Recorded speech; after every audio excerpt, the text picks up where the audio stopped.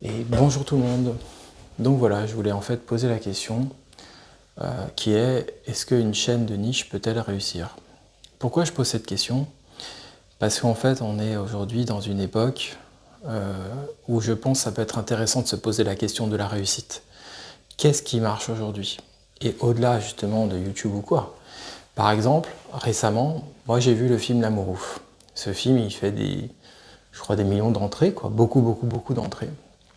Et ce qui m'a beaucoup frappé en voyant ce film, c'est que personnellement, je ne trouve pas que ça soit un bon film, et encore moins un grand film, ce que j'ai parfois pu lire. Et ce qui me frappe, en fait, il y avait eu une émission à un moment donné sur France Télévisions, on voyait Gilles Lelouch à côté de Laurent Delahousse, et en fait, il ne pouvait pas s'empêcher de bouger sans cesse. Et en fait, ce film, il est à l'image de ça. C'est-à-dire qu'en fait, c'est un film d'agité, d'hyperactif en permanence, mais le problème, c'est que en soi, être hyperactif, être agité, c'est pas un souci. Là où il y a un souci, c'est qu'en fait, le film en lui-même, quelque part en permanence, il remplit tout le temps des choses. Tout le temps, tout le temps, tout le temps. C'est-à-dire que plutôt que d'avoir une sorte de vision, en fait, de cinéma, le film n'en a pas vraiment. Et en permanence, il remplit, il remplit, il remplit. Et tout ça avec des mouvements de caméra perpétuels, avec une musique perpétuelle, avec un bruit perpétuel.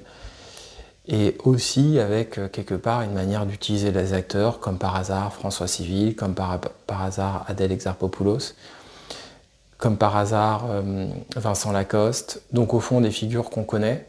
Et attention, en disant ça, je ne cherche pas à être méchant. Mais la réalité, c'est que qu'est-ce qu'on fait en fait face à cette réalité? Soit en fait à un moment donné on dit bah oui, les Trois Mousquetaires c'est super, oui, Pierre Ninet c'est super, et en fait on remet rien en question, en fait, rien en question de ce qui est fait aujourd'hui dans la société contemporaine. On se dit en fait que c'est super, et on décide de ne plus penser. On se dit que L'Amour ouf en fait mérite son succès, et, et en fait c'est normal qu'il y ait toutes ces entrées, que c'est un film culte. Ou à un moment donné, on peut aussi sentir à un moment donné instinctivement qu'il y a quelque chose qui cloche. Moi, je vous invite à un moment donné, pour rigoler, pour la blague, vous mettez la bande-annonce de L'Amour ouf, puis vous mettez après une bande-annonce d'un Clint Eastwood. Essayez de regarder ces deux bandes-annonces en étant un petit peu sensible, et en étant... Honnêtement, pour moi, il n'y a pas photo. Il y a la bande-annonce d'un maître, et il y a la bande-annonce d'un type en fait, qui fait que remplir. Et en fait, pour moi, ce qui est un petit peu compliqué dans tout ça, c'est qu'au fond, dans la façon dont les films sont faits, dans la façon dont, en fait, par exemple, Gilles Lelouch, on a l'impression qu'on ne peut pas le critiquer, quoi. Le type, il est tout le temps super sympa, il joue bien, donc on ne peut pas le critiquer. Donc forcément, en fait, critiquer son film, c'est être un sale type, quoi. Une sale personne, quoi. C'est être quelqu'un qui veut mettre du négatif. Donc en fait, si on part de ce postulat, en fait, ce postulat, on peut le mettre sur autre chose. On peut le mettre sur une chaîne qui marche, et donc voilà, comme cette personne elle est sympa, on va pas la critiquer, quoi. Et donc en fond, de fil en aiguille, il se passe pareil pour moi avec d'autres acteurs, Raphaël Quenard, en fond il y a une sorte d'idée que du coup il y a une réussite, et donc du coup on peut pas critiquer. Et ce qui est bizarre en fait dans ça, c'est qu'à côté de ça, en fait, il y a des projets beaucoup plus exigeants. Par exemple, vous prenez les films de Vincent Lindon. Moi, récemment, j'avais envie justement de revoir La Loi du marché, de Stéphane Brisé. Comme par hasard, en fait, leur manière de se vendre, leur manière en fait, de se montrer à l'image, elle est complètement différente en termes d'exigence. Et du coup, on n'est pas dans cette ère, en fait, du plaire, dans cette ère. Et à un moment donné, moi je trouve que oui, des comédiens comme Pierre Ninet, l'énorme différence, je suis désolé, mais entre un François Civil et un Brad Pitt au même âge, elle est stratosphérique. C'est-à-dire que vous prenez Brad Pitt au même âge, en fait, il est tout le temps en train de construire des lignes de liberté. Vous prenez dans ce qu'il est en train de faire, notamment même dans la fin de sa trentaine, alors un peu plus âgé, mais avec Spy Game, c'est des lignes de liberté en permanence. Donc au fond, à mon sens, la vraie question qui se pose, c'est est-ce qu'un projet de niche peut réussir? Est-ce que quelqu'un, par exemple, comme moi, qui porte en fait la profondeur que je porte, en fait, est-ce que c'est possible de réussir? Parce qu'en fait, ce que je voulais dire, c'est que avant de faire cette vidéo, j'avais envie de faire un titre, genre cette vidéo fera plus de 500 vues. En fait, j'y arrive jamais. Je n'y arrive jamais. J'arrive jamais en fait à faire des vidéos qui j'arrive jamais à me fourvoyer, en fait, voilà. Et ce qui était marrant en questionnant tout à l'heure l'IA, la ChatGPT, parce que je sais plus, ce que j'ai essayé d'enregistrer plusieurs fois cette vidéo, je sais plus si je l'ai dit en vidéo, mais ma copine hier voulait utiliser pour la première fois ChatGPT. Et c'est marrant parce que du coup j'ai posé des questions sur voilà, si est-ce que cette chaîne pourrait réussir, puis des références que j'ai moi en tête, etc. Et, et au fond, l'IA semblait dire que voilà, il y a quand même une forme de zone, de niche en fait pour des vidéos comme celles que je fais, sur des vidéos à vocation peut-être, je sais pas moi, alors ça c'est pas mes mots, hein, mais éducatives, un peu culturelles, avec une zone d'accessibilité, des vidéos qui seraient pas réservées du coup donc à des experts, et qu'il y a peut-être une niche là-dedans. Mais en même temps, moi ce qui me frappe, c'est que des fois j'ouvre YouTube et je vois genre une phrase du genre « Vous allez jamais y croire, vidéo d'une minute de jeu, 150 000 vues, parce qu'à la fin il y a un bug. » Et en fait, il y a une sorte de zone limite que je peux pas atteindre, quoi. C'est-à-dire qu'au fond, moi ce qui m'intéresse, c'est de partager des images, c'est de faire des images, c'est de faire sortir et faire ressurgir des choses, et aussi, vous savez, genre, dans un certain cas, à un moment donné, j'ai connu justement des personnes, des amis, et c'est des amis qui m'ont fait du mal un temps, parce qu'en fait, c'était des amis qui étaient que dans l'impact. Donc, se dire qu'au fond, eux, leur seul rapport, et c'était aussi les dégâts, il faut aussi parler du film de David Fincher, justement, sur Facebook, c'était les dégâts de ça, c'est-à-dire les dégâts de l'image de profil impactante, l'ami qui tout d'un coup met une photo de lui, et photo sur photo, quoi, impact sur impact, que de l'impact, que du frontal. Et au fond, moi, j'ai pas pu en fait rester ami avec ces gens-là, parce qu'en fait, à un moment donné, moi, c'est pas habitable pour moi cet impact-là en fait. Pour moi, la créativité, elle se situe pas là, elle se situe dans des constellations, elle se situe dans des foisonnements. Et en fait, ça me frappe énormément à quel point en fait on est dans des systèmes d'impact, mais des systèmes d'impact d'un narcissisme hallucinant en fait. Et ce qui est drôle, c'est qu'à la limite, si on pense à d'autres systèmes d'impact en fait, des gens comme Stanley Kubrick, mais les impacts ils sont stratosphériques. En fait, Stanley Kubrick de ce point de vue-là, c'est un généreux. C'est-à-dire que c'était des impacts forts, ces films, mais c'était pas des impacts de son visage. Même Brad Pitt, c'est des impacts forts, mais c'est pas des impacts de selfie. Il a même pas de compte Instagram. Même un type comme Johnny Depp que j'aime bien, il a un Instagram, il est déjà plus narcissique. Pitt n'a pas d'Instagram.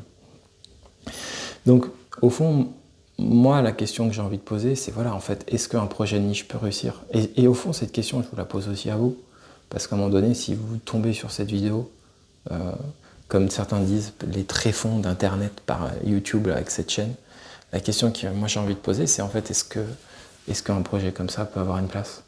Ou est-ce qu'en fait, ce qui peut avoir une place, c'est qu'une manière de se filmer, d'être tout le temps agité, de toujours communiquer, exactement ce que fait l'Amourouf en fait, de mettre des selfies sur ses miniatures, de faire des vidéos, moi je sais pas, de Walking Dead parce qu'il y a Norman Reedus, de faire des vidéos de tel truc parce que en fait ça marche et parce que ça fait du vu, etc. Et au fond, moi j'ai envie de poser cette question-là en fait. Et de vous poser cette question-là en fait. Est-ce qu'à un moment donné, vous avez envie de faire réussir en fait un projet qui défend d'autres choses, qui défend d'autres valeurs, qui a une capacité de penser les choses autrement. Vous voyez là par exemple récemment, j'ai vu au cinéma le film R, H-E-R, avec Tom Hanks et de Robert Zemeckis. Et l'actrice de Forrest Gump, je ne me rappelle plus le nom, dans ma tête, alors j'ai pas du tout envie de la définir comme ça parce que c'est une super actrice, mais c'est l'ex-épouse de Sean Penn. Et bref, en fait, moi, ce film, il m'a parlé, quoi. Et je sais que c'est un film qui parfois peut se faire aussi vraiment critiquer, mais en fait, il m'a parlé parce qu'en fait, Robert Zemeckis, il sait raconter des histoires, en fait. Et il sait raconter des histoires, et en plus, il est audacieux. Et au fond, moi, ce qui me frappe aujourd'hui, c'est qu'au fond, on fait passer des choses pour audacieuses alors qu'elles le sont pas. C'est pareil, moi j'ai vu récemment le film Sur un fil, désolé, de Reta Kateb, il est super, Reta Kateb, mais c'est pas un très bon film. C'est pareil, c'est un film qui nage en surface, c'est un film assez agité, et au fond, il n'y a que ça. Même Les graines du figuier sauvage, moi personnellement, j'ai eu plein de gens autour de moi, ouais, c'est un chef-d'œuvre, ça doit être la palme. Bah non. Alors qu'à l'inverse, la palme d'or Anora, bah là j'ai trouvé de Sean Baker, j'ai trouvé qu'il y avait quelque chose. Vraiment, j'ai trouvé qu'il y avait quelque chose. Donc, moi, au fond, c'est ça, en fait, sur lequel j'ai envie de vous questionner. Parce qu'en fait, la réalité, c'est que j'ai mis toute cette énergie pendant 3 ans, en fait, à partir de septembre 2021, donc il y a eu toute la première année, septembre 2021, où j'ai eu un peu, je crois que j'ai eu un peu d'enseignement. Si je me rappelle plus trop des tempos, mais je crois que j'ai eu un peu d'enseignement. Après ça, je crois que j'ai eu donc des fragments d'enseignement. Après ça, il y a eu l'année septembre 2022 où j'ai été un peu conseiller en grande surface, justement côté jeu. Et puis j'ai fait un peu d'aide à domicile. Et après, peut-être je confonds, mais après il y a eu justement encore un peu d'enseignement. Et l'année septembre 2023, c'est celle qui s'est écoulée avec mon déménagement, où là, je me suis mis un peu en auto-entreprise pour faire un peu de tests à la recherche de bugs. Et en fait, aujourd'hui, en novembre 2024, je me retrouve dans cette situation où ce projet, il a évolué, il s'est développé en tant que niche, il est passé de 10 abonnés. En fait, honnêtement, il faut se rendre compte, personne ne me soutenait. C'est-à-dire que, ce projet-là, il y avait 2-3 personnes, mais il était bizarre. J'avais une chaîne qui faisait des let's play silencieux, qui était fragmentée, elle était bizarre en fait. Et en fait, à un moment donné, elle s'est développée. J'avais des shorts, il y avait quelqu'un qui me disait mais c'est quoi ton concept? Personne n'avait l'idée de. J'ai vu personne en fait avoir l'idée à un moment donné de faire des shorts entre guillemets poétiques, comme je fais, dédiés à la nature, mais là des images de jeux vidéo. Et c'était aussi à l'image de mon mémoire en art plastique, sur lequel j'ai quand même une mention très bien, où justement c'était un mémoire qui ressemblait pas aux autres. Et j'avais même eu des profs à un moment donné même un prof qui croyait au départ, même s'il me disait des qualités, il croyait pas en moi, et au final j'ai fini quasiment major de promo. Mais en fait au départ j'étais trop singulier. Je prenais des lignes en fait, et il me disait bah là ton pré-mémoire, bon je te mets 10, mais. Et au final en fait il fallait du temps, il fallait laisser que la matière prenne. Et en fait, c'est pas pour me vanter que je dis ça, mais c'est qu'en fait c'est plutôt pour parler des difficultés que j'ai rencontrées. La réalité, c'est que moi, les difficultés que parle un Andrei Tarkovsky, que parle un Jonas Mekas, je les connais en fait. Elles me parlent. Les difficultés que parle un Nicolas de Sade, je les connais. Les difficultés que parle un Jean-Michel Basquiat, je les connais. Et en fait, c'est pas être prétentieux de dire ça. C'est qu'à un moment donné, la réalité, c'est qu'à un moment donné, ma famille, ils sont allés voir une expo de Cy Twombly. J'ai des celles qui ressemblent à Cy Twombly, sauf que personne les connaît. Et c'est ça. Et à un moment donné, voilà. Je pourrais faire la liste en fait de tous ces trucs là en fait. Que je pense que j'ai une capacité par exemple à la parole qui est parfois au même niveau que certains youtubeurs qui ont je sais pas combien de milliers d'abonnés en fait. Et donc en fait ce que je veux dire c'est que ce projet en fait il est né, il a appris de personne. Je veux dire j'avais tout en moi et j'ai développé les choses par moi-même. Il a été soutenu en fait par des personnes, mais il y a eu des rencontres qui ont été belles, des rencontres fortes, mais au départ cette matière elle existait et en fait ce projet, il est né comme ça.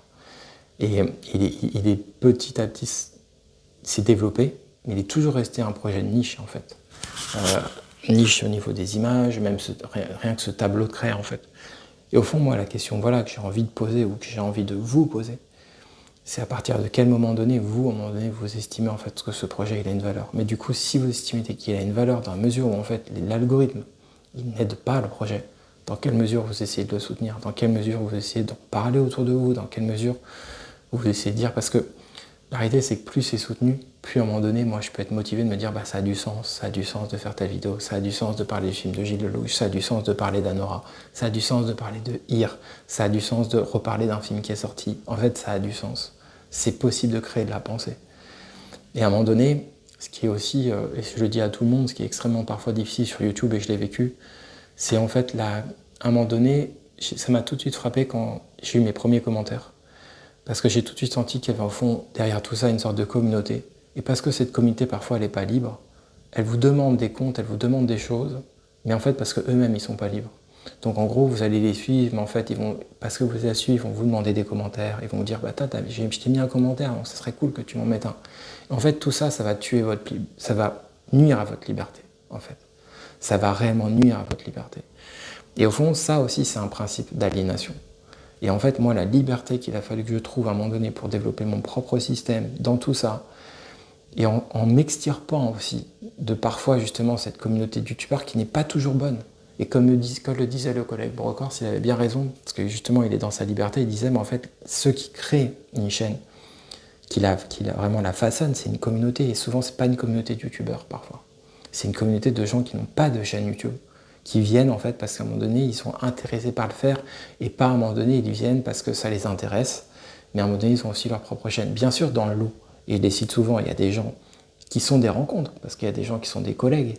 Moi, il y a des personnes que j'ai citées qui sont des gens que j'aime, que j'estime. Bien sûr, je ne généralise pas totalement, mais il faut aussi parler de cette réalité. Parce que du coup, il y a une réalité qui vient s'attaquer à la liberté. Et je pense que la liberté, elle peut pas agir dans ce domaine-là. Elle peut agir que librement. Elle ne peut pas agir en étant en permanence impactée sur « Ah, t'es trop libre. Ah, je t'ai mis ça. Est-ce que tu peux avoir ça en retour ?» Ça, c'est pas de la liberté. Ça, c'est de la dépendance. Et donc, je pense que c'est pareil aussi parfois sur ce qu'on critique à certains influenceurs sur « Oui, ils ont soutenu tel jeu, mais ils l'ont reçu. » J'ai pas vraiment d'avis sur ça, mais en fait la réflexion en soi elle est intéressante. C'est-à-dire qu'à un moment donné, si vous recevez un jeu d'un éditeur, vous devez être libre, point barre. Vous devez pouvoir le critiquer. Si le jeu est nul, il est nul. C'est tout. Si à un moment donné ça ne vous offre pas cette liberté, il ne faut pas accepter le jeu. Et au fond, voilà, moi c'est ça que j'avais envie de vous dire. Moi actuellement, ce que je peux vous dire au niveau des projets de la chaîne, c'est que je pense qu'il y a une réelle importance de vous, de comment vous la soutenez, de comment vous créez des commentaires, comment vous partagez le contenu, comment vous le faisiez connaître, parce qu'en fait, cet l'algorithme, il aime pas trop cette chaîne, je pense. En soi, ces vidéos, elle a créé, c'est pas un truc ça rentre pas en fait dans le mood de ce qui se fait, donc c'est ok. Je pense qu'en même temps, comme moi je sais, comme c'était marrant, ChatGPT me le disait, moi j'ai conscience en fait, je suis conscient qu'il y a une des beautés de la chaîne, c'est aussi son accessibilité, c'est ma capacité à se faire surgir en fait des choses. Et je suis un des rares à pouvoir le faire, je pense, de cette manière-là. Et je pense que c'est ça une singularité. Et je pense que si vous êtes singulière, vous le savez, c'est quand on est singulier, on fait des choses qu'on est seul à pouvoir le faire. Et c'est comme ça. Ce que fait Brad Pitt, il est le seul à pouvoir le faire. Ce que fait Scorsese, il est le seul à pouvoir le faire. Et je pense que vraiment, moi je vous le dis, c'est une erreur. Si un jour vous entendez que dès que vous citez quelqu'un de talent, on vous dit « Oui, mais tu te prends pour qui ?» Bah oui, mais alors si tous ces gens de talent s'étaient dit ça, si David Lynch, quand il était étudiant, il s'était dit « Bah non, j'ai pas le droit de... » Ben, en fait, ces gens-là, ils n'auraient jamais réussi. Justement, à un moment donné, il faut à un moment donné croire en soi, croire en ses capacités, croire en son génie, croire en son talent, en ses puissances, s'exprimer, développer des territoires, écarter des territoires qui ne font pas du bien, développer justement parfois du silence par rapport à des personnes pour protéger ses projets, ne pas parler de certaines choses. C'est ça des vraies puissances. C'est des puissances qui se développent de cette façon-là. C'est évident. Et moi, je peux vous dire, j'en ai connu des puissances qui sont pas puissantes et qui ne sont pas libres. Et au fond, développer aujourd'hui des vraies puissances de liberté, c'est extrêmement difficile. Et ce que je sais, c'est que ce projet est un sacré projet courageux que j'ai créé. Et je l'ai créé de mes propres mains, avec mon petit téléphone, avec mes petits tableaux de craie, avec mes petites vidéos, avec mes petits mots. Et le projet, il a atteint plus de 1500 abonnés. Je ne sais même pas comment, mais il a atteint par une persévérance, par une force. Il a plus de 3000 vidéos, 4000 vidéos, je ne sais plus, presque 900 000 vues. Tout ça avec juste mes petits moyens, sans aucune aide, sans aucun gros youtubeur qui à un moment donné a soutenu la chaîne, sans rien de tout ça. Donc ce que je veux dire, c'est qu'au fond, cette question que je pose, elle n'est pas minime. Parce qu'à un moment donné, si les projets de niche ne sont pas soutenus, ben en fait, il reste quoi en fait à la fin? C'est ça qu'il faut se poser. Qu'est-ce qui reste? Et moi, ce que je pense aussi dans mon projet, c'est que je ne suis pas quelqu'un qui se met dans une hauteur. Pour être tout à fait honnête, il y a des chaînes parfois qui se disent profondes, mais je ne me sens pas proche parce que je trouve qu'il y a de la posture, en fait. Il y a des paroles de posture, il y a des paroles de savoir, des paroles de connaissance.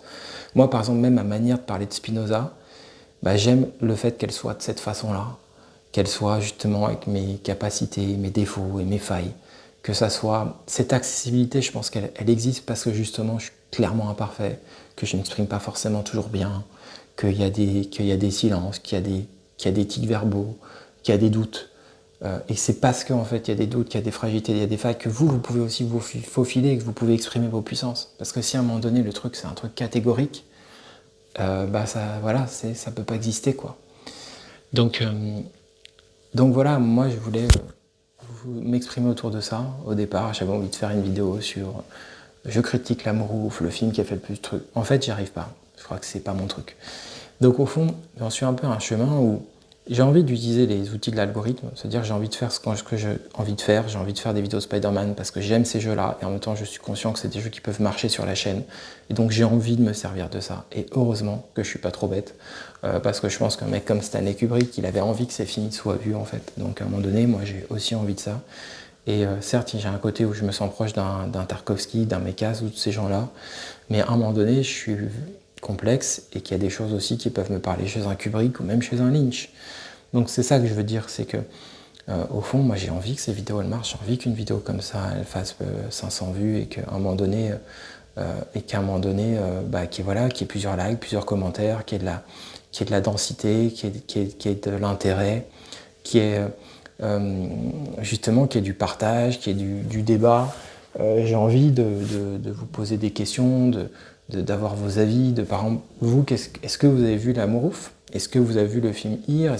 Quels sont les films récents que vous avez vus au cinéma qui vous ont plu, qui vous ont parlé? Comment vous voyez tout ça? Est-ce que vous trouvez que c'est logique, en fait, ces succès-là? Comment vous vous situez par rapport à tout ça? Moi, sur ça, c'est pas des postulats de non-nuance, hein. Je dis pas que L'Amour ouf n'a pas de qualité. Ce que j'interroge, c'est à un moment donné, dans quelle mesure ces films ont de tels succès, et qu'est-ce qui se passe en fait d'un point de vue aussi publicité, commercial, d'un point de vue affiche. Voilà, et à mon avis, il y a une grosse différence, à mon sens, entre les premiers films de Scorsese qui représentent vraiment l'Amérique et des films qui commencent à être sur des souvenirs. Mais déjà, c'est pas la même chose des souvenirs si on est américain.